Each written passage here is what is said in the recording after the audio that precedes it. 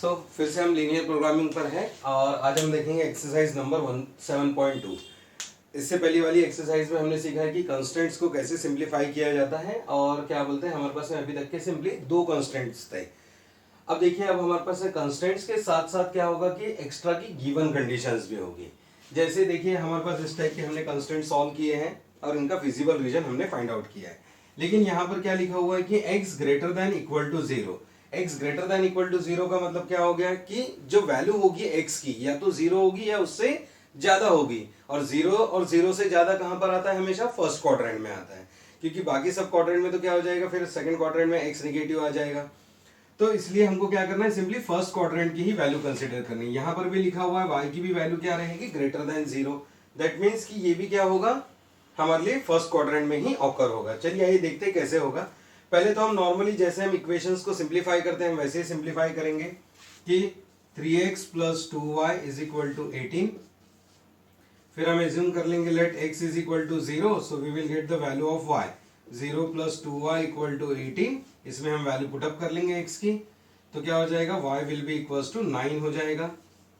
In the same manner हम ले लेंगे y इक्वल्स टू 0, एक बार एज्यूम कर लेंगे तो क्या हो जाएगा 3x प्लस 2y, y की वैल्यू क्या है 0, will be equal to 18, so x will be equal to हो जाएगा 6। तो हमको ये कोऑर्डिनेट्स मिल गए हमारे।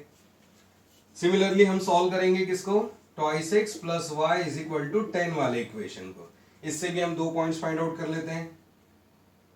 क्या हो जाएगा, let x is equal to 0, so y will be equal to क्या होगा 0 plus y equal to 10, that means कि y हो जाएगा 10।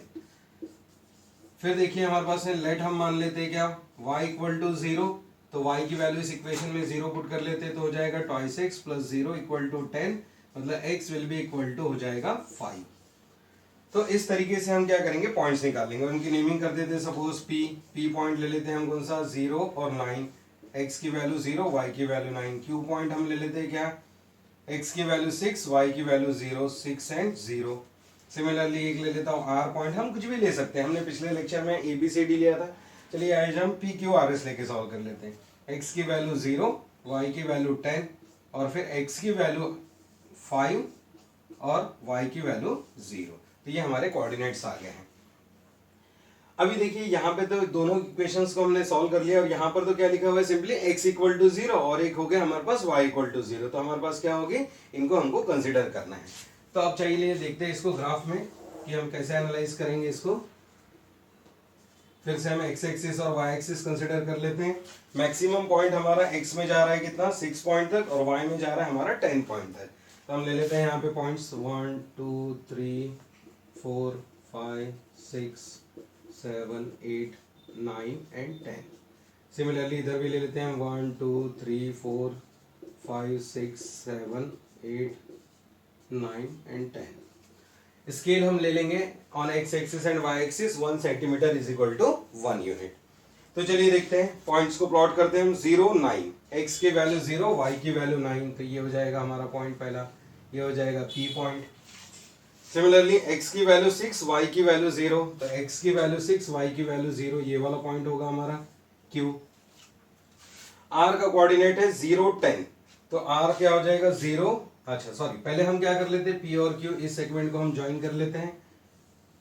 इन दो पॉइंट्स को ज्वाइन करके हम सेगमेंट ड्रॉ कर लेते हैं और इस लाइन का इक्वेशन क्या है, 3x प्लस 2y। हम इसके ऊपर लिख लेते हैं इसको 3x plus 2y less than equal to 18, और ये लेस देन का सिंबल शो कर रहा है, दैट मीन्स कि क्या हो जाएगा, टुवर्ड्स ओरिजिन। तो टुवर्ड्स ओरिजिन के लिए हम क्या कर लेंगे, इसको ओरिजिन के साइड में हम क्या कर लेंगे, इसको डाइवर्ट कर देंगे, मतलब ये लाइन के से ओरिजिन की तरफ का रीजन, तो हमारा ओरिजिन यहां पर लोकेट हो रहा है। सिमिलरली इसको भी हम प्लॉट कर लेते हैं 0 10, 0 y एक्सिस पर 10, तो ये हो जाएगा हमारा R पॉइंट। S की वैल्यू है 5 एंड 0, तो S में हो जाएगा 5 0, तो ये हो गया हमारा S पॉइंट। तो ये हमारे पॉइंट्स यहाँ पर लोकेट हो गए हैं, और इन दोनों पॉइंट्स को ज्वाइन करते हुए भी हम क्या कर लेते हैं, एक स्ट्रेट लाइन ड्रॉ कर लेते हैं, तो ये हो जाएगी हमारी स्ट्रेट लाइन। और इसको भी हमको क्या करना है, इसका भी इक्वेशन जो है वो लेस देन इक्वल टू का शो हो रहा है। लेस देन इक्वल टू मतलब क्या हो जाएगा, टुवर्ड्स ओरिजिन अगेन, तो हम ले लेंगे इसको भी टुवर्ड्स ओरिजिन, तो ये हमने ले लिया है ओरिजिन की तरफ। और इस लाइन का इक्वेशन है twice x plus y less than equal to 10। तो हमने यहाँ पर ड्रॉ कर लिया है। अब आप देख सकते हैं कि इसमें क्या हो रहा है कि दो सेगमेंट तो हमने ड्रॉ कर लिए।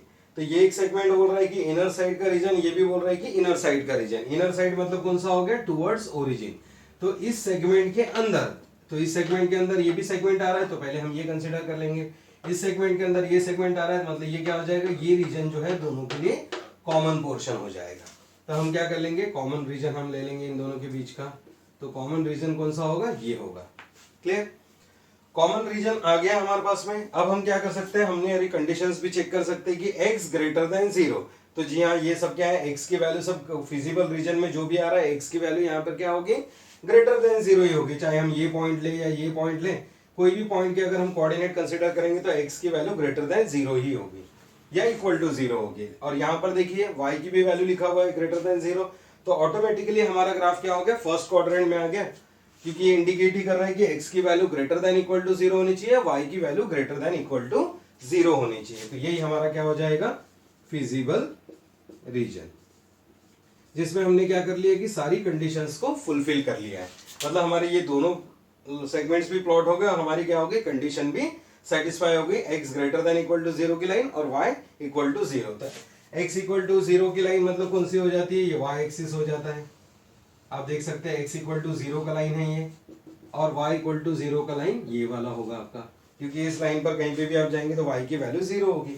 तो हमने क्या कर लिया, इन चारों सेगमेंट्स को लेते हुए हमने अपना फिजिबल रीजन प्लॉट कर लिया है। मतलब x equal to 0, y equal to 0, first equation and then second equation. और देखिए यहाँ पर कहीं क्या हो रहा है कि दो लाइन इंटरसेक्ट हो रही है, तो ये हमारा इंटरसेक्शन पॉइंट होगा। इसको भी हम कुछ नेम दे देते हैं, P को RS T नाम दे देते सपोज, और ओरिजिन को हम O नाम दे देते हैं।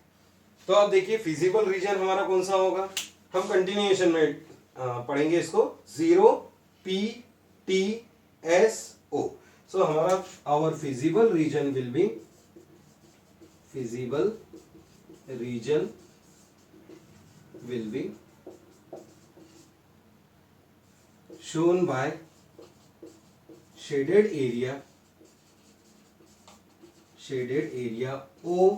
O से हम कहा जा सकते हैं P पर, ये हमारा शेडेड रीजन है। P से हम आ सकते हैं T पर, ये हो जाएगा T से हम आएंगे S पर, और S से हम जाएंगे वापस O पर।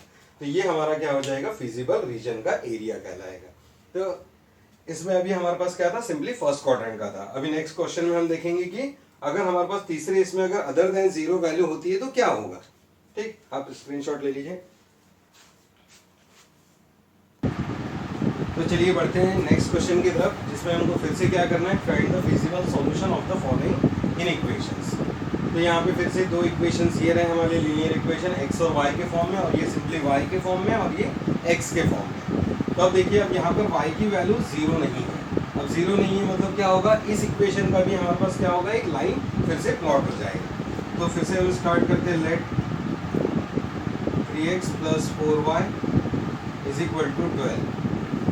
एज्यूम हम करेंगे लेट x इक्वल टू 0, तो automatically we will get y 4y equals to 12, so y will be equals to 3 हो जाएगा, क्योंकि x की वैल्यू 0 हो जाएगी। Similarly let y equals to 0 assume करेंगे तो क्या हो जाएगा, y की value 0, so 3x plus 0 will be equals to 12, तो ये हो जाएगा x will be equal to 12/3, 4 हो जाएगा। तो ये हमारे दो पॉइंट्स लोकेट हो गए, a और b।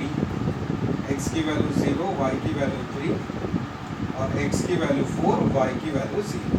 सिमिलरली हम फाइंड आउट कर लेते हैं इस इक्वेशन के लिए, 4x plus 7y equal to 28, so let x equal to 0, तो 0 प्लस 7y इक्वल्स टू 28, मतलब y इक्वल्स टू हो जाएगा 7 4, और फिर आ जाएगा हमारे पास y इज इक्वल टू 0, तो हो जाएगा क्या, 4x plus 0 will be equal to 28, so x will be equal to 7। तो हमारे पास इस तरीके से पॉइंट्स हमारे आ जाएंगे। और अब देखिए यहाँ पर हमारे पास क्या है, y ग्रेटर देन 1।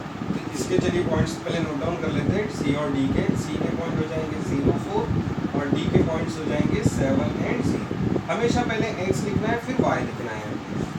और अब देखिए थर्ड इक्वेशन हमारे पास है अवेलेबल, y इक्वल टू 1, तो ये क्या हो जाएगा, y इक्वल टू 1, तो यही होगा। तो y इक्वल टू 1 की एक लाइन प्लॉट होगी, और एक कौन सा होगा, x इक्वल टू 0 का लाइन प्लॉट हो जाएगा, x इक्वल टू 0 के लिए। तो ये एक हमारा इक्वेशन हो और ये एक हमारा इक्वेशन हो। तो चलिए आइए ग्राफ से समझते हैं इसको कैसे एनालाइज करेंगे हम इसको। फिर से देखते हैं कि x में हमारे पास पॉइंट्स कितना हाईएस्ट जा रहा है, यहाँ पर 7 तक ही जा रहा है और y में हमारे पास 4 तक ही जा रहा है। तो हम ले लेते हैं 1 2 3 4 5 6 7 1 2 3 4 5 like this, y axis and x axis। और फिर से हम प्लॉटिंग करना स्टार्ट करेंगे 0 3। तो x की वैल्यू 0, y की वैल्यू 3, x की वैल्यू 0, y की वैल्यू 3, ये हमारा a पॉइंट लोकेट हो जाएगा। x की वैल्यू 4, y की वैल्यू 0, x की वैल्यू 4, y की वैल्यू 0, तो ये हमारा b पॉइंट लोकेट हो जाएगा। इन दोनों को ज्वाइन करते हैं हम एक स्ट्रेट लाइन ड्रॉ कर लेंगे। और फिर देखिए इसका जो इक्वेशन है ये कितना है, 3x + 4y, 3x + 4y greater than equal to 12 है। और ग्रेटर दैन है इसलिए हम किधर का रीजन लेंगे, अवे फ्रॉम ओरिजिन। तो ये रहा हमारा ओरिजिन, तो ये लाइन से अवे जाना है हमको, ओरिजिन से दूर, तो ये आ जाएगा इस डायरेक्शन में, अवे फ्रॉम ओरिजिन। फिर देखिए सेकंड इक्वेशन हमारे उसके पॉइंट से 0 4, x में 0, y में 4, तो ये वाला पॉइंट हो जाएगा हमारा c पॉइंट। और d पॉइंट है 7 0, तो x में 7, y में 0, तो ये हो गया हमारा d पॉइंट। तो इन दोनों पॉइंट्स को ज्वाइन करते हैं हम, फिर से लाइन ट्रेस कर लेंगे हम अपनी। और फिर देखिए यहाँ पे रीजन है कौन सा है, इक्वेशन जो है 4x + 7y < 28 है। सो लेस देन वाला सिंबल है, तो हम कौन सा रीजन लेंगे, टुवर्ड्स ओरिजिन हम कंसीडर करेंगे, टुवर्ड्स ओरिजिन। तो ओरिजिन की तरफ हमने मोड़ दिया, ये था अवे फ्रॉम ओरिजिन, ये है टुवर्ड्स ओरिजिन। तो देखिए ऐसे तो दिख रहा है कि दो इक्वेशंस अगर हम कंसीडर करें तो हमारा फिजिबल रीजन कौन सा हो जाएगा, कि ये लाइन ऊपर की तरफ और ये लाइन नीचे की तरफ, मतलब दोनों के बीच का कॉम्पैक्ट रीजन। तो ये वाला हमारा फिजिबल रीजन होना चाहिए। लेकिन अब हमारे पास दो इक्वेशंस ना होते हुए और भी इक्वेशंस है, तो इनको भी हमको कंसीडर करना है। y greater than equal to 1, that means y equal to 1 को हम ले लेते हैं, y इक्वल टू 1, तो y की वैल्यू 1 कहाँ पर होगी, इस पॉइंट पर होगी। और कोई इसका कोऑर्डिनेट तो है नहीं हमारे पास, y की वैल्यू 1, तो ये वाला पॉइंट होगा। तो इस पॉइंट से हम क्या करेंगे, एक लाइन ड्रॉ कर लेंगे जो कि पैरेलल होगी इसके x के, और ये लाइन क्या रहेगी, y equal to 1, y greater than equal to 1। अब आपको बताइए कि जब भी ग्रेटर दैन का सिंबल होता है तो अवे फ्रॉम ओरिजिन जाना है हमने। तो ये रहा हमारा ओरिजिन, तो हमको क्या करना है, ओरिजिन से तो मतलब ये लाइन को किधर हम डाइवर्ट कर देंगे, अवे फ्रॉम ओरिजिन, हम इसको डाइवर्ट करेंगे अवे फ्रॉम ओरिजिन। ये हो गया y इक्वल्स टू 1 का लाइन। और कौन सा है, x greater than 0, x equal to 0 मतलब क्या हो जाएगा, ये हो जाएगा y एक्सिस वाला लाइन, मतलब ये आ गया हमारा x greater than equal to 0, मतलब x इक्वल टू 0 वाला लाइन। और ग्रेटर दैन है मतलब क्या हो जाएगा, अवे फ्रॉम ओरिजिन, तो ये क्या हो जाएगा, हम इसको अवे फ्रॉम ओरिजिन कंसिडर कर लेंगे। तो अब चारों पॉइंट्स को कंसिडर करते हुए हमने क्या करना है, चारों सेगमेंट्स को कंसिडर करने में हमारा फिजिबल रीजन चूज करना है। तो देखिए इस लाइन के ऊपर, इस लाइन के भी ऊपर और इस लाइन के नीचे, तो आप देख सकते हैं इन तीनों में कॉमन रीजन कौन सा है, इस लाइन के ऊपर। तो हमने कंसिडर कर लिया ये पूरा रीजन। लेकिन ये क्या बोल रहा है सेगमेंट कि इसके भी बाहर, तो इसके भी बाहर यानी ये वाला रीजन आ जाएगा हमारे पास में। और फिर इसके अंदर मतलब ये वाला रीजन आ जाएगा हमारे पास में, तो ये हो जाएगा हमारा फिजिबल रीजन। तो इस तरीके से हम क्या कर सकते हैं, अपना फिजिबल रीजन ढूंढ सकते हैं, जो कि क्या होगा, सारी सेगमेंट्स के लिए कॉमन होगा। देखिए इस लाइन के अंदर, इस लाइन के बाहर और इस लाइन के ऊपर, तो यही जो रीजन है वो सबके लिए कॉमन रीजन है। तो हमारा देखिए यहाँ पर क्या हुआ, फिजिबल रीजन ए सी, यहाँ पे इंटरसेक्ट हो रही लाइन, ये कौन सा पॉइंट था हमारा डी, सर डी पॉइंट तो हमारा ये था, इसको हम कुछ नाम दे देते हैं ई और यहाँ दे देते हैं एफ। तो देखिए ये जो हमारा पॉइंट जहाँ पे भी इंटरसेक्ट हो रहे हैं उनकी हमने नेमिंग कर दी। तो फिजिबल रीजन हमारा क्या आ रहा है, feasible region will be A C E F, A C E F, इस तरीके से हम लिखेंगे ए सी ई एफ, और कहाँ तक जब हम जाएंगे फिर से वापस ए तक। तो ये क्या होगा, हमारा फिजिबल रीजन। देखिए तो चलिए आइए एक और क्वेश्चन हम एनालाइज करते हैं नया। अब इसमें देखिए कि कंस्टेंट कैसे गिवन है, चार एक्स की वैल्यू वेरी करेगी 0 से लेके 3 तक, वाई की भी 0 से 3, मतलब ग्रेटर देन 0 होगा और लेस देन 3 होगा। यहाँ पे भी वाई की वैल्यू ग्रेटर देन 0 होगी और लेस देन 3 होगी। और ये हमारे नॉर्मल इक्वेशंस एक्स और वाई के फॉर्म में जो हमको गिवन रहते हैं वही हमारे पास में। तो फिर से हम इनको एनालिसिस करते हैं, क्या हो जाएगा, फिर लेते हैं x plus y equal to 5, पहला हम इक्वेशन ये ले लेते हैं x इक्वल टू 0 तो y की वैल्यू आ जाएगी 5, और जब हम लेंगे y इक्वल टू 0 तो x की वैल्यू आ जाएगी 5। तो हमारे पास एक पॉइंट निकल आएगा हमारा ए पॉइंट हम क्या ले लेते हैं, x की वैल्यू 0, y की वैल्यू 5, बी पॉइंट हमारा हो जाएगा x की वैल्यू 5, y की वैल्यू 0। ये हो गया हमारा फर्स्ट इक्वेशन। सिमिलरली हम क्या कंसिडर करेंगे, सेकेंड इक्वेशन। सेकेंड इक्वेशन है हमारा twice x plus y equal to 4, ये रहा एक्स और वाई के फॉर्म में। फिर से हम एज्यूम करेंगे x इक्वल टू 0, अगर हम x इक्वल टू 0 यहाँ पुटअप करें तो क्या मिलेगा, y इक्वल टू 4 हो जाएगा। और फिर अगर हम y इक्वल टू 0 पुटअप करें तो twice x equal to 4, so x means हो जाएगा 2, ट्वाइस एक्स इक्वल टू 4 तो x की वैल्यू 2 हो जाएगी। ये हमारे मिल जाएंगे C और D पॉइंट, x की वैल्यू 0 और 4 और y की D की वैल्यू हो जाएगी 2 एंड C। और अब देखिए हमारे पास थर्ड इक्वेशन हमारा गिवन है हमको क्या, कि 0 less than x less than equal to 3। तो x की वैल्यू 0 से ग्रेटर है और लेस देन 3 है, तो हम क्या करेंगे, x इक्वल टू 3 का एक इक्वेशन बना सकते हैं और एक x इक्वल टू 0 का।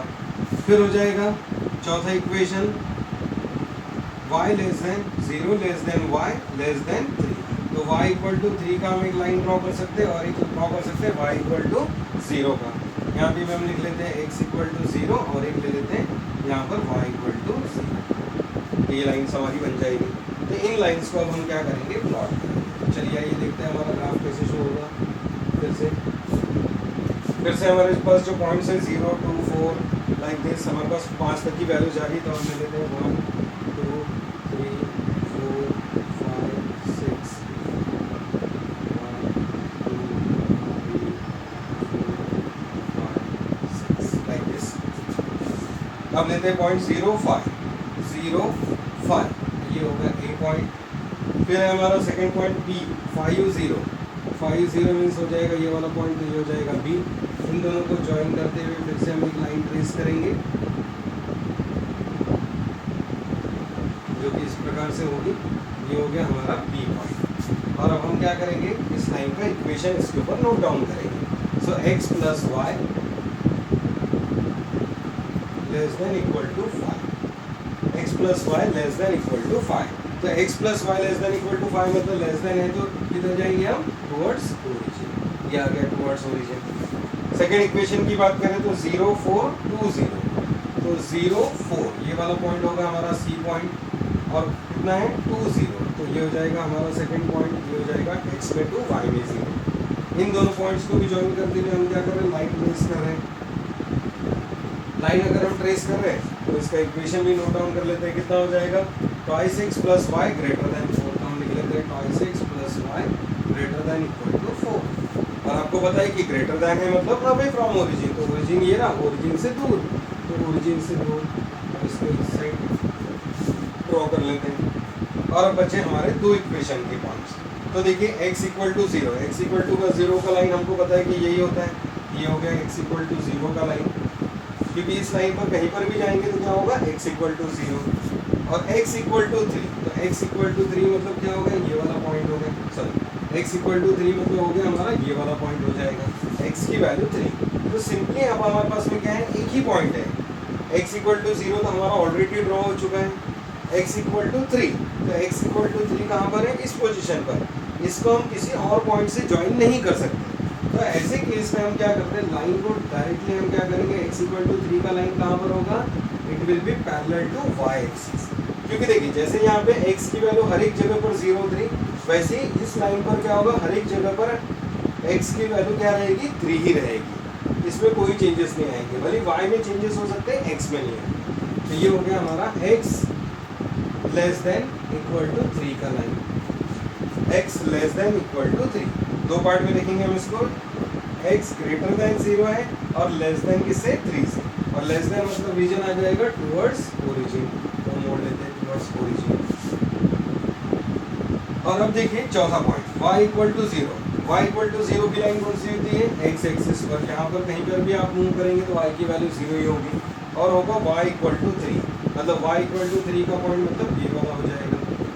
y इक्वल टू 3 मीन्स क्या होगा, हम कैसे पैरेलल लाइन ड्रॉ करेंगे, x एक्सिस से, क्योंकि इस लाइन पर कहीं पे भी हम जाएंगे तो क्या होगा, y की वैल्यू 3 ही होगी।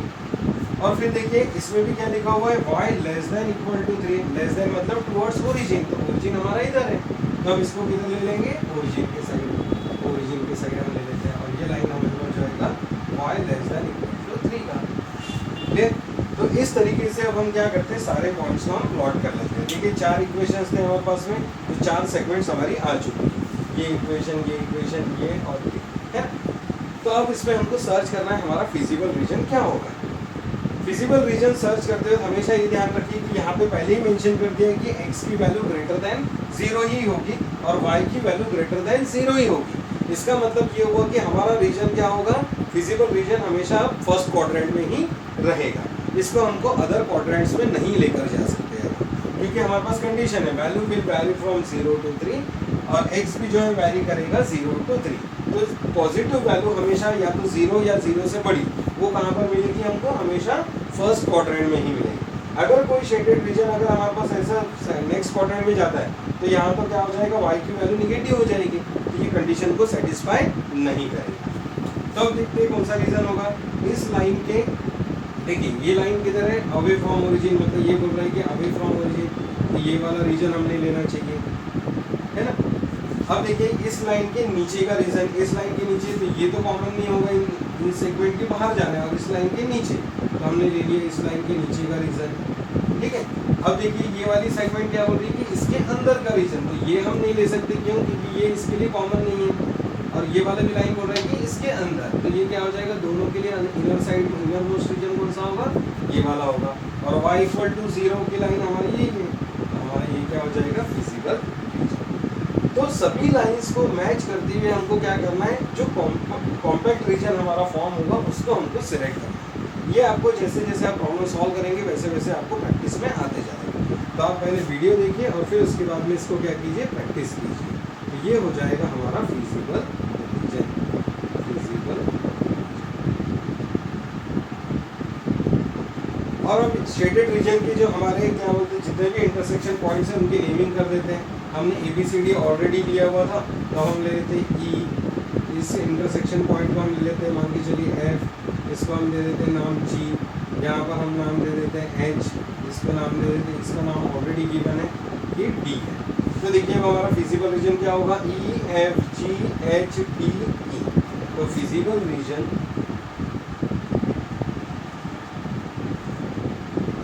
Is E F G H D, और D के बाद हम वापस आएंगे E पर, तो ये होगा हमारा फिजिबल रीजन।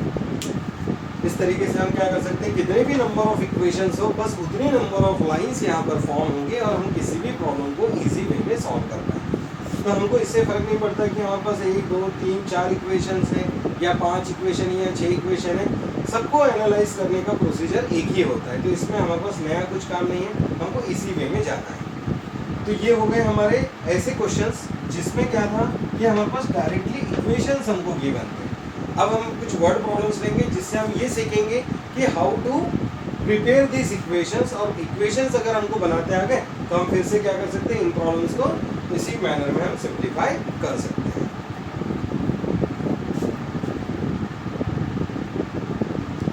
तो चलिए आइए देखते हैं एक वर्ड प्रॉब्लम जिसपे से हमको क्या करने होंगे, हमारे लीनियर इक्वेशंस फॉर्म करने होंगे और उन लीनियर इक्वेशंस को फिर हमको क्या करना है, सिंप्लीफाई करना है।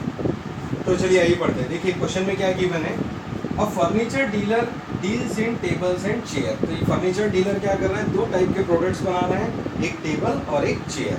देखिए इसको आप पहले क्या कीजिए, थोड़ा पढ़ते जाइए, थोड़ा सा इसको दिखते जाइए, तो जिससे आपको क्या होगा कि समझने में क्वेश्चन को आसानी होगी। तो हमको ये पता लग गया कि हमारे पास 2 टाइप के प्रोडक्ट है, एक है हमारा टेबल और दूसरा है हमारा चेयर। तो हमको 2 कैटेगरी के प्रोडक्ट्स हमको मैन्युफैक्चर करना है। अगर हम इसके सॉल्यूशन की बात करें, अब देखिए अब वो कितने भी टेबल फॉर्म कर सकता है, कितने भी चेयर्स फॉर्म कर सकता है। तो हम क्या मान लेते हैं, लेट एक हम एजम्पशन ले लेते हैं, let x and y be the number of tables and chairs the manufacturer या फिर फर्नीचर डीलर जो है वो बना रहा है। तो इसको हम मान लेते हैं x नंबर ऑफ टेबल ये प्रोड्यूस करेगा और y नंबर ऑफ चेयर ये प्रोड्यूस करेगा। अब देखिए क्या लिखा हुआ है यहाँ पर, ही हैज ₹15,000 टू इन्वेस्ट। अब क्या है, डीलर के पास में लिमिटेड अमाउंट है कि उसके पास में से 15,000 रुपए हैं, उससे ज़्यादा वो इन्वेस्ट नहीं कर सकता। 15,000 इन्वेस्ट करेगा या उससे कम इन्वेस्ट कर सकता है, उससे ज़्यादा तो इन्वेस्ट नहीं कर सकता। मतलब यहाँ पर हमारी बात होगी किसकी, लेस देन इक्वल टू, क्योंकि यहाँ पे बात आ रही है किसकी, इन्वेस्टमेंट की। तो इन्वेस्टमेंट या तो इतनी होगी या तो इससे कम होगी। तो दोनों अगर प्रोडक्ट वो बनाता है मिलके, एक टेबल्स बनाए या चेयर बनाए, दोनों मिलके वो ज़्यादा से ज़्यादा कितना खर्चा कर सकता है, 15,000 ही कर सकता है।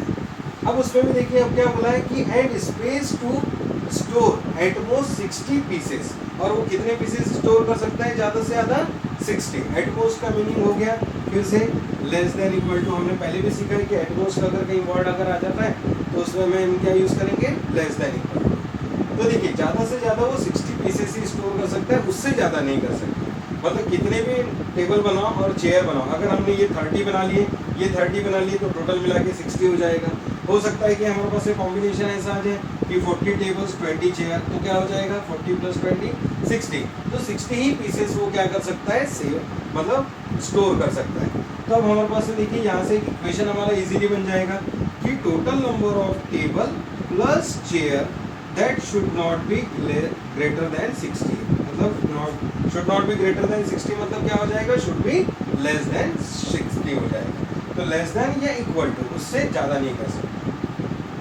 अब देखिए क्या लिखा हुआ है, अ टेबल कॉस्ट ₹150। टेबल की जो कॉस्टिंग है वो कितनी है, 150, हम लिख लेते हैं यहाँ पर 150 रुपीज़ एक टेबल की कॉस्टिंग है। एंड चेयर 750 रुपीज़, और चेयर अगर मैन्युफैक्चर करता है तो कितने का होगा, 750 रुपीज़ का होगा। हमको इनकी मैन्युफैक्चरिंग कॉस्ट की बनेगी, एक टेबल इतने में बनेगा और एक चेयर इतने में बनेगी, और ज़्यादा से ज़्यादा जो अमाउंट है वो हमारे पास में कितना अवेलेबल है, 15,000। तो 15,000 में हमको क्या करना है, 15,000 रुपीज़ हमारे पास में क्या है, अवेलेबल है। ये क्या है, अवेलेबल अमाउंट है, इतना ही अमाउंट हमारे पास है अवेलेबल है। तो अवेलेबल है तो हम उससे ज़्यादा तो यूज़ नहीं कर सकते हैं, इसका मतलब क्या हो गया, लेस देन इक्वल टू। तो मैंने आपको कुछ पॉइंट्स भी बताए थे इससे पहले कि एटमोस्ट वर्ड आ जाए, एटमोस्ट या फिर नॉट मोर देन, तो ऐसे, और अवेलेबल मैक्सिमम अवेलेबल हमारे पास इतना ही, तो ऐसे केसेस में हम कौन से सिंबल का यूज़ करते हैं, लेस देन इक्वल टू। या फिर अगर हमारे पास में आता है एटलीस्ट, मोर देन, डिमांड अगर आ जाती है तो ऐसे केसेस में हम यूज़ करते हैं ग्रेटर देन इक्वल टू का।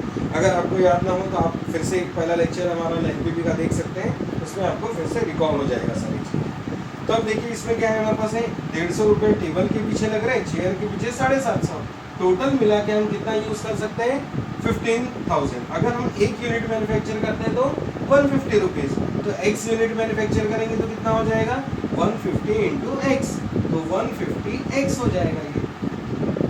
प्लस अगर हम एक चेयर अगर मैन्युफैक्चर करें तो 750 रुपीज़ की, अगर y नंबर ऑफ चेयर अगर मैन्युफैक्चर करें तो ये क्या हो जाएगा, 750y, और इन सब की जो टोटल वैल्यू है इससे ज़्यादा नहीं हो सकती, मतलब less than equal to 15,000 rupees. तो अब देखिए हमारे पास दो इक्वेशंस अवेलेबल हो गए, एक इक्वेशन नंबर 1 और ये हो गया इक्वेशन नंबर 2। तो हमने आगे लिखा हुआ है construct in equations and find the feasible solution. तो देखिए हमारे इक्वेशंस आ गए, फिर से मैं आपको एक बार फिर से रिपीट कर देता हूँ हल्का सा। देखिए हमको गिवन है कि हमको एटमोस्ट कितने पीसेस बनाने हैं, 60 पीसेस। तो टेबल हो या चेयर हो, हम क्या कर ले रहे हैं, टेबल नंबर ऑफ टेबल हम मान ले रहे हैं x, नंबर ऑफ चेयर हम मान ले रहे हैं y, दोनों का टोटल कितना होना चाहिए, ज़्यादा से ज़्यादा 60, यानी उससे कम हो सकते, उससे ज़्यादा नहीं, तो लेस देन इक्वल टू 160। और देखिए टेबल की कॉस्ट है 150 और चेयर की कॉस्ट है 750, दोनों मिला के अगर हम बनाएंगे तो हमारे पास ज़्यादा से ज़्यादा अमाउंट कितना अवेलेबल है, 15,000 का। कि दैट मीन्स कि क्या हो गया, अगर 150 यूनिट के हिसाब से अगर हम एक प्रोडक्ट बना रहे थे, x यूनिट के पीछे हो जाएगा 150 इंटू एक्स, अगर हम इसके y यूनिट बना रहे थे ये हो जाएगा 750 इंटू वाई, दोनों का टोटल ज़्यादा से ज़्यादा कितना होना चाहिए, 15,000, उससे ज़्यादा नहीं हो सकता। बस अब हमारे पास इतनी ही कंडीशंस गिवन है और अब हमको इसको सिंप्लीफाई करना है। तो सिंप्लीफाई करने के लिए हम क्या करेंगे, हमारा इक्वेशन लेंगे x plus y equal to 60, या लेट x इक्वल टू 0 तो y हो जाएगा 60, और जब y इक्वल टू 0 लेंगे तो क्या हो जाएगा, x इक्वल टू 60 आ जाएगा। इस इक्वेशन में हम पुट करेंगे। सिमिलरली अब हम क्या कर लेते हैं, दूसरा इक्वेशन हम ले लेते हैं 150x + 750y इक्वल टू 15,000। तो अब देखिए क्या हो जाएगा, x की वैल्यू 0 ले लेते हैं, let x equal to 0। So x equal to 0 होगा तो y की वैल्यू क्या हो जाएगी, 15,000 डिवाइडेड बाय 750। तो ये हमारे पास आ जाएगा कितना, 10 टाइम्स 20 टाइम्स। तो y will be equals to, ये हो जाएगा हमारा 20। और वही अगर हम ले लें y इक्वल टू 0, तो x की वैल्यू जो है वो हमारी आ जाएगी 15,000 डिवाइडेड बाय 150 मीन्स हो जाएगा 100। तो ये हमारे पास वैल्यूज आ जाएगी और फिर हम इन वैल्यूज को हम प्लॉट करेंगे। तो चलिए ये देखते हैं, इसको हम A पॉइंट मान लेते हैं, इसको B पॉइंट, इसको C पॉइंट और ये ले लेते हैं D पॉइंट। तो फिर से हम प्लॉट करेंगे और प्लॉट करते हुए तब हमको ये ध्यान रखना है कि अब देखिए हमारे पास में क्या होगा कि यूनिट्स जो है वो काफ़ी बड़े हैं, 60, 100, 20, तो इस फॉर्म में जा रहे हैं। तो हम 10 यूनिट्स का स्केल ले सकते हैं, तो 10 यूनिट का आप कंसिडर करें, या फिर हम कंसिडर कर सकते हैं 20 यूनिट का भी स्केल ले सकते हैं। तो यहाँ पर हम क्या लिखेंगे, on x axis and y axis 1 centimetre equals to, अब हम कंसिडर कर लेते हैं 20 यूनिट्स। तो 20 यूनिट्स मान लेते हैं। तो हम ले लेते हैं इसके लिए यहाँ पर 20, 40, 60, 80, 100। सिमिलरली हम यहाँ ले लेते हैं y एक्सिस पे 20, 40, 60, 80 लाइक दिस। और अब हम इसको क्या करेंगे, ग्राफ को प्लॉट करेंगे। ये पॉइंट है हमारा, x की वैल्यू 0, y की वैल्यू 60, x की वैल्यू 0, y की वैल्यू 60, ये पॉइंट हो गया। b पॉइंट है, x की वैल्यू 60, y की वैल्यू 0, x की वैल्यू 60, y की वैल्यू 0, ये आ गया हमारा b पॉइंट। फिर से हम इन दोनों पॉइंट्स को ज्वाइन कर लेते हैं और स्ट्रेट लाइन ड्रॉ कर लेते हैं। और फिर देखिए इस इक्वेशन का जो सिंबल है वो लेस देन वाला है, लेस देन वाला मतलब क्या हो जाएगा, टुवर्ड्स ओरिजिन। और इस लाइन का हम इक्वेशन लिख लेते हैं, x + y less than equal to 60। Similarly second हम इक्वेशन लेंगे, x की वैल्यू 0, y की वैल्यू 20, x की वैल्यू 0, y की वैल्यू 20, ये हो गया हमारा C पॉइंट। फिर x की वैल्यू 100, y की वैल्यू 0, x की वैल्यू 100, y की वैल्यू 0, तो ये हो गया हमारा D पॉइंट। इन दोनों पॉइंट्स को ज्वाइन करते हुए हम एक लाइन ट्रेस कर लेते हैं और इसको भी हम किधर मोड़ देंगे, टुवर्ड्स ओरिजिन। क्यों, क्योंकि इसका भी इक्वेशन जो है वो कैसा है हमारे पास है, 150x + 750y less than equal to 15,000। Less than वाला है इसलिए फिर से टुवर्ड्स ओरिजिन। अब ये लाइन भी बोल रही टुवर्ड्स ओरिजिन चाहिए, ये लाइन भी बोल रही टुवर्ड्स ओरिजिन, तो दोनों के लिए कॉमन रीजन सबसे नीचे वाला रीजन कौन सा हो गया, ये हमारा हो जाएगा फिजिबल रीजन C, इसका नाम दे देते हैं हम E, ये हो जाएगा हमारा B पॉइंट, ये आ गया हमारा B पॉइंट, CEB, और ये हो गया ओरिजिन। तो फिजिबल रीजन हो जाएगा हमारा, फिजिबल रीजन इज CEBO, और फिर हम वापस आ जाएंगे C। तो ये होगा हमारा फिजिबल